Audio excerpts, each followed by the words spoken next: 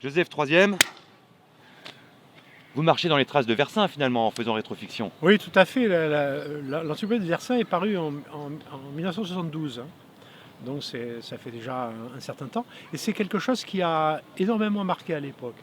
Versin était déjà actif avant. Il avait ses propres fanzines, il animait un club. Lui-même écrivait de la science-fiction. Il avait l'ambition d'être auteur de science-fiction, depuis, on va dire, la fin des années 50, à peu près. Mais l'encyclopédie de Versin a beaucoup marqué.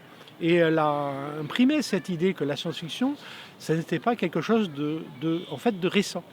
La science-fiction, lui, décidait de la faire remonter jusqu'à l'épopée de Gilgamesh. Donc pratiquement au début de ce qu'on possède comme œuvre littéraire écrite, et qui soit par ailleurs des fictions. Parce qu'on peut penser quand même que malgré tout, Gilgamesh est une sorte de fiction. Enfin, c'est ce qu'on appelle une fiction à l'époque, à ces époques lointaines.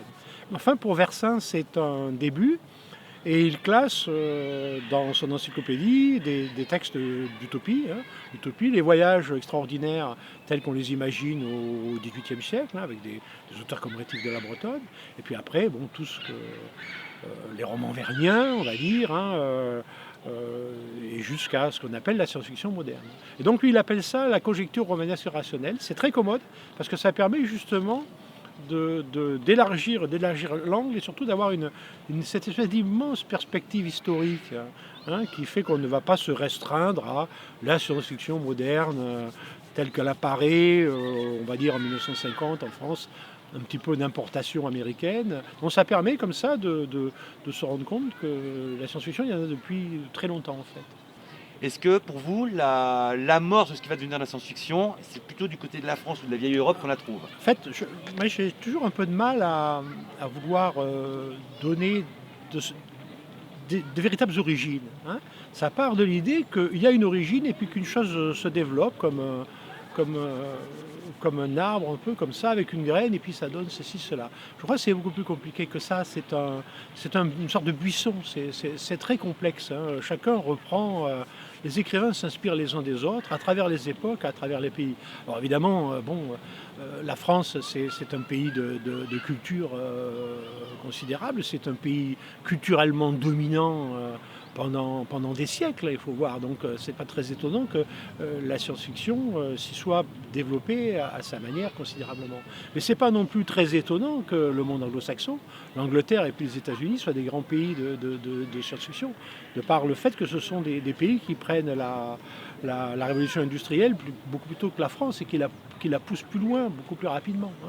Donc si la France a une sorte on va dire, de supériorité littéraire du fait que c'est un pays de culture et c'est un pays de littérature, et puis anglo-saxon comme l'Angleterre, et très vite les États-Unis, eux, ils ont une sorte comment appeler ça, de supériorité technologique, qui fait que la science-fiction, c'est quelque chose qui colle très bien au monde américain.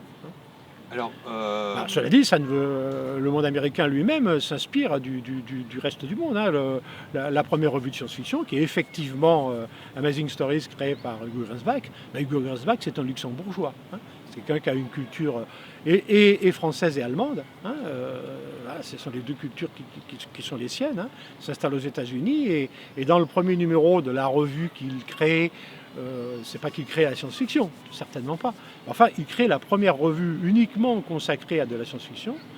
Il appelle ça scientifiction, mais tout le monde comprend bien. Et qu'est-ce qu'il y a dans son premier numéro? Il y a Jules Verne et il y a H.G. Wells dans le premier numéro. Donc on voit bien les origines. Si on veut parler d'origine, on voit bien qu'on peut aller chercher l'Angleterre et évidemment on va chercher la France. Mais encore une fois, je ne trouve pas que ce soit forcément une très bonne idée de vouloir faire des généalogies.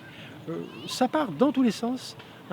Et la course pour savoir qui est à l'origine de la science-fiction me paraît un peu vaine. Plus intéressant de voir quel foisonnement cela entraîne. qui lisait ça? Qui lisait alors, on parlait de Jean Rey tout à l'heure, on pourrait parler évidemment de Messac, on pourrait parler etc., de Maurice Renard. Qui lisait cette culture populaire? Est-ce qu'elle était bien vue à l'époque par rapport à l'éternel débat, vous savez? C'est le fameux éternel débat, oui. Là aussi, la question est assez difficile. Déjà, On ne sera pas d'accord. Enfin, bon, les amateurs, les chercheurs, etc. ont une difficulté à s'entendre sur ce qu'on appelle de la littérature populaire. C'est pas si évident que ça. Ou de dire aussi ce qui est vrai, que Jules Verne n'était pas si optimiste concernant l'avenir et que dans ses romans, les inventions extraordinaires sont détruites à la fin. C'est vrai aussi. Mais ça, le public s'en fiche. Hein. À l'époque où on lit Jules Verne, tout le monde le voit comme un chantre du progrès. Tout le monde est émerveillé par les machines qu'il met en scène, qui sont en gestation à son époque. Le sous-marin, c'est pas lui qui l'a inventé, il y en a déjà à son époque. Mais enfin, les appareils volants qu'il invente, qu'il fait inventer par Robert le Conquérant, ce genre d'appareil n'existe pas vraiment. Les hélicoptères, il va falloir attendre un moment avant de voir des vrais hélicoptères volés, par exemple. Hein. Et Jules Verne apparaît comme le chantre du progrès. C'est comme ça qu'il doit être perçu. C'est comme ça qu'il est toujours perçu aujourd'hui par l'ensemble du public. Hein. C'est pas par hasard si on donne le nom de Jules Verne à des navires, hein, à des universités, etc. Il est perçu comme un chantre du progrès. Et il apparaît comme effectivement une sorte de père de la science-fiction avec Wells, effectivement, là qui est cette espèce de deuxième père. Alors voilà. Quatrième, Joseph. J'insiste sur le côté populaire. Est-ce que c'était qui lisait ça dans les feuilletons les années 20, 10, 20 Bon, en alors France? après, le côté populaire, tout dépend à partir de quel moment on décide de regarder les choses, mais il est vrai qu'il y a beaucoup de science-fiction qui paraît, on va dire, à la fin du 19e, début 20e, dans des revues comme le Journal des Voyages, par exemple. Alors c'est une science-fiction on va dire, un peu vernienne, hein, au sens où c'est beaucoup centré sur le moyen de transport extraordinaire, l'appareil volant à aile battante, le sous-marin aux performances formidables, etc. On est beaucoup dans ce type de science-fiction. On va qualifier, pour simplifier, de vernienne. Et effectivement, quelque chose comme le Journal des Voyages, c'est un journal qu'on peut qualifier de populaire. Une couverture, souvent, toujours des couvertures illustrées, beaucoup d'illustrations, parfois une couverture en couleur. C'est censé s'adresser à un public relativement jeune, hein. Je ne dirais pas un public enfantin, mais un public relativement jeune. Hein. On y parle beaucoup d'exploration. Il y a aussi un côté qui se veut un petit peu pédagogique. Hein. Il n'y a pas seulement des romans en feuilleton, il y a aussi des comptes rendus de voyage. Bon, on va dire que c'est une revue qui est populaire. On trouve aussi de la science-fiction dans une revue comme Je sais tout, hein, qui est une revue qui est aussi comme Lecture pour tous. Hein. Ce sont les deux revues un peu rivales du temps, Je sais tout étant peut-être d'une qualité supérieure. Hein. On trouvera des textes. Alors, oui, on peut dire que c'est populaire. Mais populaire, on va dire au sens où c'est très lu par beaucoup de gens. Mais je pense que c'est lu par des gens de classes très différentes. Ce que je veux dire par là, c'est que cette science-fiction n'est pas écrite spécifiquement pour un public dit populaire. Hein. Je pense que les auteurs l'écrivent pour tout le monde. Et il se trouve que, par contre, au niveau de la réception critique, on va dire sérieuse, raffinée, bon, la science-fiction du temps ne reçoit peut-être pas une critique, disons, raffinée. C'est certain. Ce n'est pas regardé comme de la grande littérature. C'est ça la question.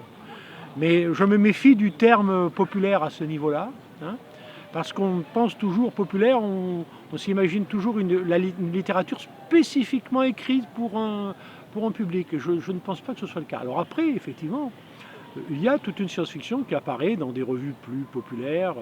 J'ai des éditeurs comme Ferenczi, par exemple, qui publient des fascicules, publient des petits romans d'aventure. Alors là, oui, on est vraiment, là, on vise un public spécifique, très jeune. On pourra parler, je pense, de dire que c'est de la littérature populaire. Mais autrement, la science-fiction en soi n'a pas particulièrement vocation à être une littérature dite populaire. Mais tout le monde ne sera pas d'accord sur la question de définition de qu'est-ce que la littérature populaire. Par contre, on verra bien qu'il y a un problème de réception critique, ce qui est un autre problème. Hein. Qu'est-ce que la critique sérieuse au 19e, au 20e est-ce qu'elle repère la science-fiction? Comment elle la reçoit? Alors là, il y a une piste, hein, qui est de passer des longues soirées, des longues journées à aller sur Gallica et à feuilleter les journaux mis en ligne sur Gallica et regarder ce que disent les critiques dans les journaux.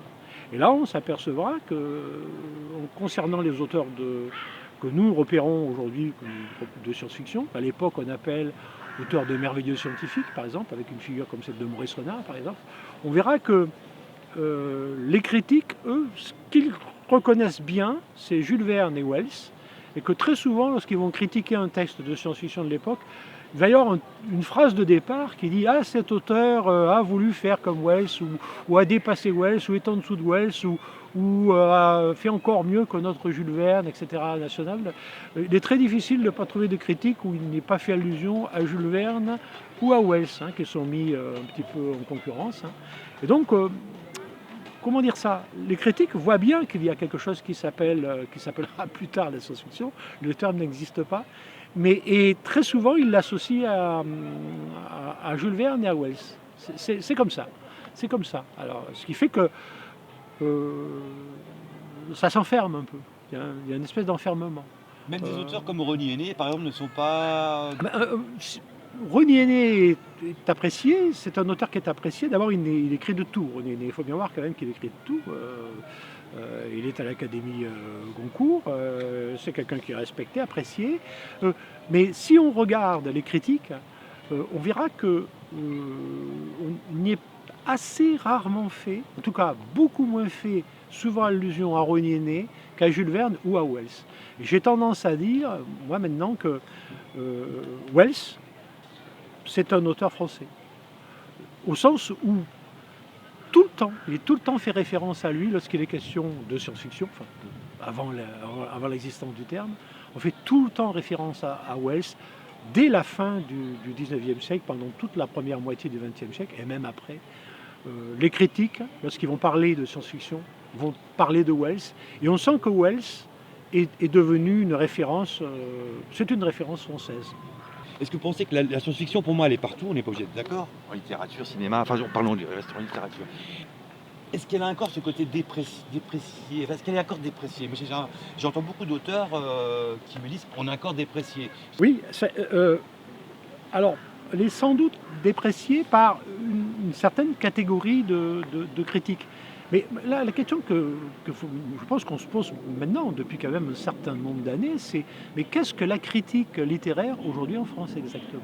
C'est-à-dire que bien dire que les auteurs de science-fiction sont dépréciés, c'est bien possible, mais les critiques, sont-ils appréciés? Qui peut-on citer comme grand critique aujourd'hui, hein? Alors, si on réussit à avoir un panorama de ce qu'est la critique littéraire en France aujourd'hui, on peut discuter pour voir comment sont accueillis les auteurs qui écrivent de la science-fiction. Mais j'aimerais bien voir ce panorama fait. Moi, je ne sais pas. Je ne sais pas qui est un grand critique aujourd'hui en France, de littérature. Alors, au-delà des critiques, la science-fiction ou l'imaginaire, peu importe, restons sur la science-fiction, mais on s'englobe tout.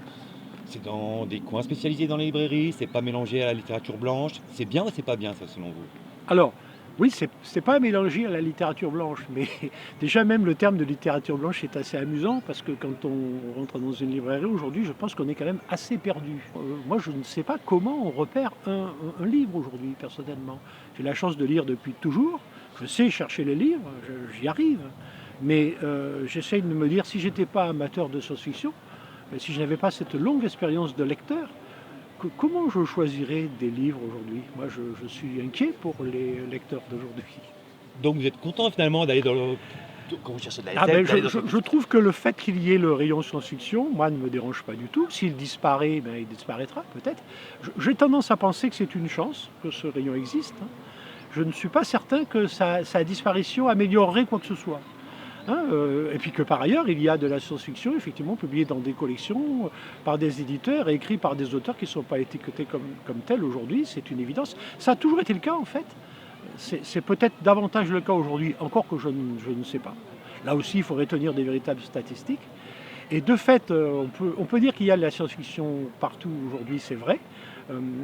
Est-ce qu'il y en a dans ce qu'on appelle la littérature blanche? Sans doute. J'ai du mal à me prononcer là-dessus parce que j'ai du mal à bien comprendre maintenant ces catégories aujourd'hui. Par contre, je comprends bien la catégorie science-fiction chez les libraires et je sais bien qu'il y a des auteurs qui sont plutôt des auteurs de science-fiction. Alors, c'est quelque chose qui peut être très négatif parce que ça peut être un véritable enfermement. On n'écrit plus que pour un certain public, on n'écrit plus que d'une certaine manière, avec toujours des références, des autoréférences, et ça peut être extrêmement négatif. Ça peut être aussi très positif parce que ça entraîne une sophistication de l'écriture et de la référence. C'est un peu comme en matière musicale, je prends d'autres domaines, la matière musicale aussi. Hein. On peut faire de la musique extrêmement raffinée, extrêmement référencée, qui sera effectivement d'un abord plus difficile pour un public qui n'est pas habitué. Moi, ça me semble jamais une faiblesse, ça. Si cette science-fiction est trop difficile, eh ben on en lira une moins difficile. On a l'embarras du choix aujourd'hui. Si la littérature de science-fiction apparaît faite par des auteurs de science-fiction autoréférencés et est un peu difficile d'accès, ben, il nous reste le cinéma, il nous reste la bande dessinée, il nous reste l'animation. La science-fiction, elle est partout, effectivement, aujourd'hui au cinéma. Elle est d'un abord, je crois, relativement aisée. Joseph, quatrième, vous avez arrêté Rétrofiction à la naissance du Fleuve Noir. Voilà, en 1951. Alors pourquoi 1951? C'est la fameuse question, pourquoi s'arrêter en 1951? La question du début nous est rarement posée. Pourquoi Rabelais? Et pourquoi on s'arrête à 51? Surtout, le problème est que, passé les années 50, les textes se multiplient vraiment. Il y a des supports pour ça. D'autre part, c'est aussi mieux couvert au niveau critique, au niveau livre de référence, oreille de référence. C'est une science-fiction qui est quand même nettement mieux couverte. Avant, jusqu'aux années 50, ça méritait le coup d'être défriché à fond, je pense. Passé 50, est-ce qu'une entreprise comme celle qu'on a faite, qui est de citer chaque texte, de souvent mettre une citation du texte, donner les références bibliographiques, le résumer plus ou moins, donner son thème. Est-ce que ça a beaucoup de sens de faire ça dans la deuxième moitié du XXe siècle et jusqu'aux premières années du XXIe siècle? Est-ce que cette minutie a encore du sens? Je ne suis pas certain que ce soit très intéressant. Par contre, c'est intéressant de le faire avant, parce que c'est encore une période où les idées sont nouvelles. Les idées apparaissent, elles ne sont pas si reprises que ça par les auteurs. Il y a une archéologie de leur apparition qui me semble intéressante. Mais passé 50, ça deviendrait de la... Comment dire? Ça donnerait de la maniaquerie. Or, nous ne sommes pas des maniaques. Est-ce que c'est pas aussi parce que les années 50, c'est la culture américaine qui influence les auteurs français et on perd peut-être ce charme s'il y a une spécificité? Alors, il y a effectivement cet aspect-là. Je dirais qu'on a hésité aussi sur la date précise. On s'est dit on va prendre juste après la guerre aussi. Juste après la guerre, on s'arrête vraiment au premier roman de Barjavel, on va dire. Non, on s'est dit 51, parce que 51, c'est l'année où apparaît la collection du Fleuve Noir, la collection Anticipation du Fleuve Noir. Anticipation fiction d'ailleurs, ça s'appelle au début. Et également la collection du rayon fantastique. Le mal nommé, puisqu'il s'agit de science-fiction et pas de fantastique. Mais enfin, c'est le rayon fantastique. Et quand on ouvre le rayon fantastique, les premiers numéros, d'ailleurs dans pas mal de numéros de la collection, on a une espèce de petit encadré qui explique ce que c'est que la science-fiction, et qui explique d'ailleurs que la science-fiction remonte à l'Antiquité. Si on lit ce petit encadré, il est très intéressant parce que clairement, il met l'utopie, il n'a pas peur de mettre l'utopie dans la science-fiction, les voyages extraordinaires, il les met dans la science-fiction. Je ne sais pas quel est l'auteur de Petit Encadré, il faudrait retrouver de qui il s'agit. Mais en même temps qu'il dit que la science-fiction remonte à l'époque héroïque de l'utopie grecque, il fait aussi remarquer par les textes qu'il va publier qu'il y a une science-fiction américaine assez spécifique et qui est un choc quand elle arrive en France à l'époque. Et ça, on peut le vérifier encore en discutant avec les survivants d'aujourd'hui, qui sont des survivants en très bonne forme, comme Gérard Klein ou Philippe Curval, qui pourront parler de l'étonnement qu'ils ont eu, la surprise qu'ils ont eu en lisant ces textes, même si ça ne les a pas désarçonnés. Ce sont des écrivains qui ne se sont pas laissés désarçonner par la science-fiction américaine, mais ils en ont ressenti le choc Il aurait été possible aussi, c'est hélas trop tard, d'en discuter avec André Roeland, Kurt Steiner, qui lui aussi avait été marqué alors qu'il connaissait.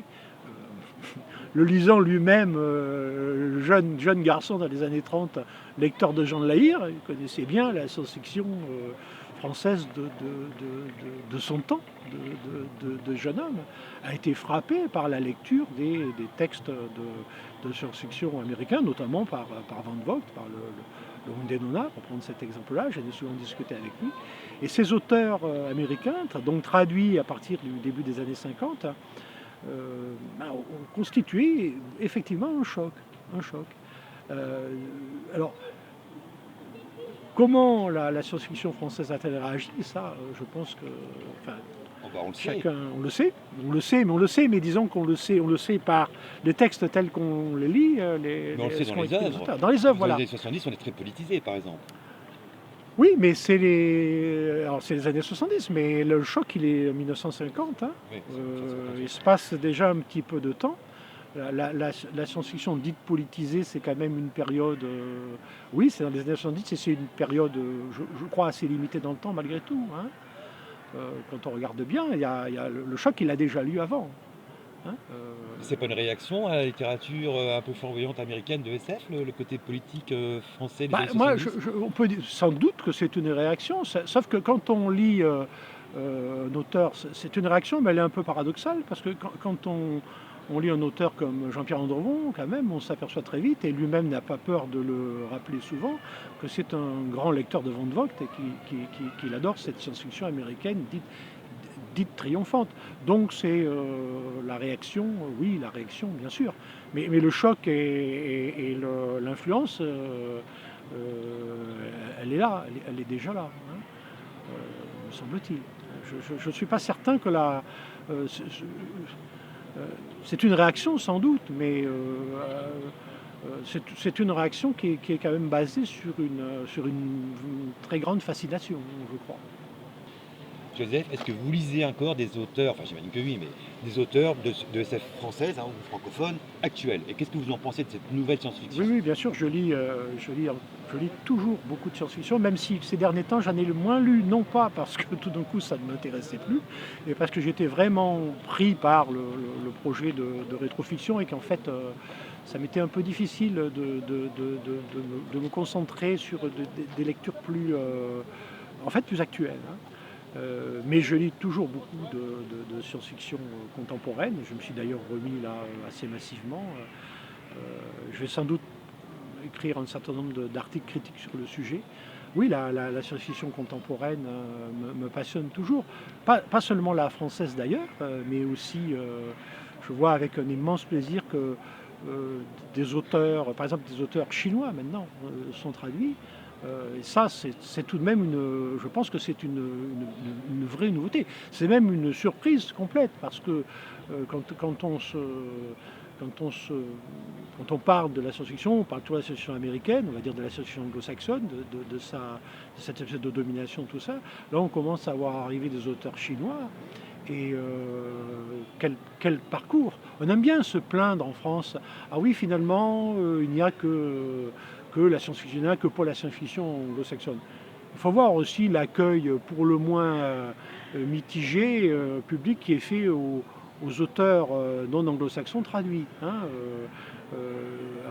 On pourrait parler de la science-fiction russe qui a une certaine qualité. Alors il y a par exemple, pas non plus 50 000 auteurs, mais les frères Strugatsky, qui sont des grands auteurs, qui sont appréciés en France par un public qui est vraiment en fait très peu nombreux. Alors on se plaint beaucoup, mais on ne la lit pas beaucoup non plus. Alors je suis très content de voir que là, on voit arriver des auteurs chinois, hein, dont certains traduits directement du chinois, pas traduits de l'anglais parce qu'ils sont d'abord parus en anglais, mais traduits du chinois, et qui, je l'espère, vont avoir un véritable succès. On pourra arrêter avec ce discours, oui, c'est la faute des anglo-saxons. On va pouvoir dire c'est la faute des Chinois. J'ai hâte d'entrer dans un monde dans lequel on va dire que la science-fiction française est écrasée par la science-fiction chinoise. Ça va beaucoup m'amuser. Et alors, dernière question, est-ce que ça a encore un sens ou pas de dire, d'ailleurs peut-être que personne ne le dit, que la science-fiction française a une spécificité, selon vous? Non, je pense que ça a un sens de le dire. C'est un sens de le dire, à condition de le dire à travers de ses écrivains. Il y a des écrivains de science-fiction français, des écrivains français de science-fiction, et qui de toute façon se subissent évidemment, pour le meilleur ou pour le pire, des influences qui viennent de partout, dont des influences anglo-saxonnes, bientôt des influences chinoises, les bonnes vieilles influences françaises. Mais oui, il y a une science-fiction française, parce que quand on est un écrivain de science-fiction français, ben on est un écrivain de la culture française, et que la lecture d'un livre écrit, d'un roman écrit, ou de nouvelles écrites par un écrivain français, en général, ça se détecte en quelques secondes.